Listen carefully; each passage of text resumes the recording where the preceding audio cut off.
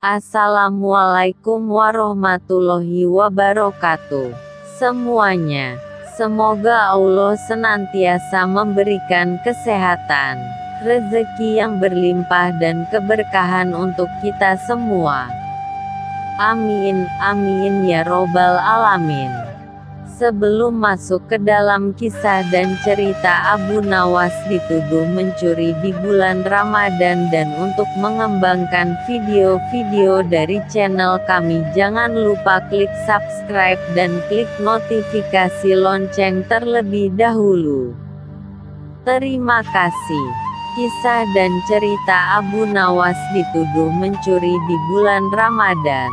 Pada suatu hari, si Fulan yang diam-diam membenci dan menaruh dendam pada Abu Nawas datang menghadap pada Baginda Raja Harun al-Rasyid. Ia pun menceritakan maksud kedatangannya menghadap Baginda. "Ampun yang mulia, hamba ingin melaporkan perbuatan buruk salah satu orang kepercayaan Anda," kata si Fulan.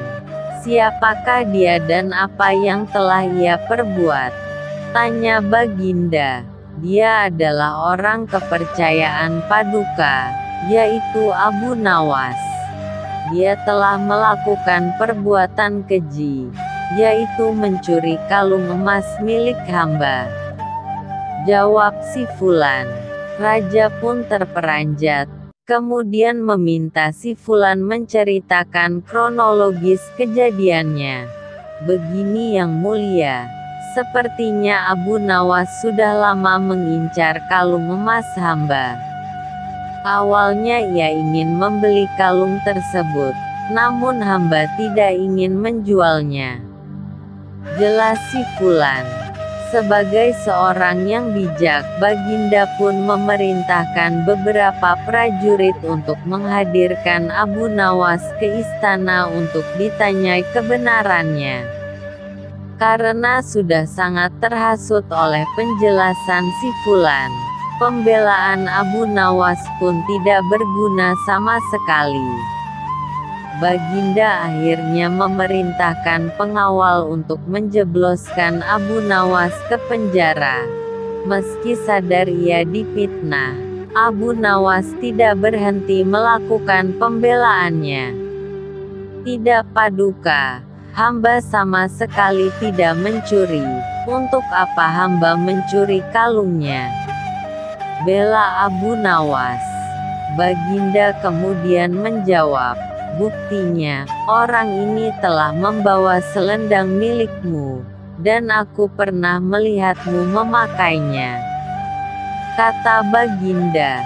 Abu Nawas memang pemilik selendang tersebut, namun sudah 2 hari lamanya selendang tersebut hilang dicuri oleh seseorang.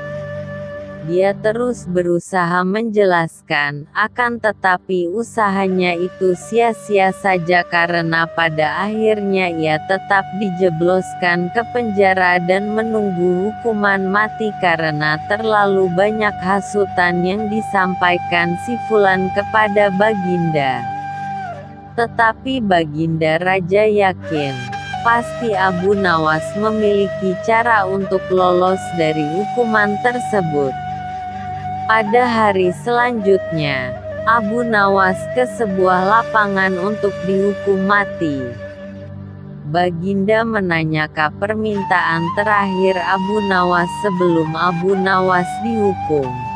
Dengan tidak membuang-buang kesempatan, Abu Nawas langsung berkata, "Ampun Baginda, hamba minta bila pilihan hamba benar, hamba bersedia dihukum pancung. Tapi jika pilihan hamba dianggap salah, maka hamba dihukum gantung saja," kata Abu Nawas memohon. "Engkau ini memang orang yang aneh." Saat-saat genting pun masih saja sempat bersenda gurau. "Akan tetapi, apapun kelihayan yang engkau miliki tidak akan bisa menyelamatkan keadaanmu sekarang ini," ujar Baginda.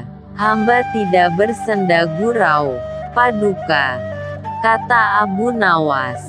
Raja pun semakin terpingkal-pingkal dibuatnya. Namun belum selesai raja tertawanya, Abu Nawas berteriak dengan nyaring. Hamba minta dihukum pancung. Hamba minta dihukum pancung. Teriak Abu Nawas. Semua orang yang hadir saat itu dibuat kaget. Mereka bertanya-tanya kenapa Abu Nawas membuat keputusan seperti itu. Sementara itu Baginda mulai curiga. Ia pun mulai berpikir menelaah tentang maksud kalimat permintaan terakhir dari Abu Nawas tadi. Baginda, hamba tadi mengatakan bahwa hamba akan dihukum pancung. Kalau pilihan hamba benar, maka hamba dihukum pancung. Tetapi di manakah letak kesalahan pilihan hamba, hingga hamba harus dihukum gantung? Padahal hamba kan memilih dihukum pancung. Lanjut Abu Nawas. Tidak disangka, kata-kata Abu Nawas membuat raja tercengang.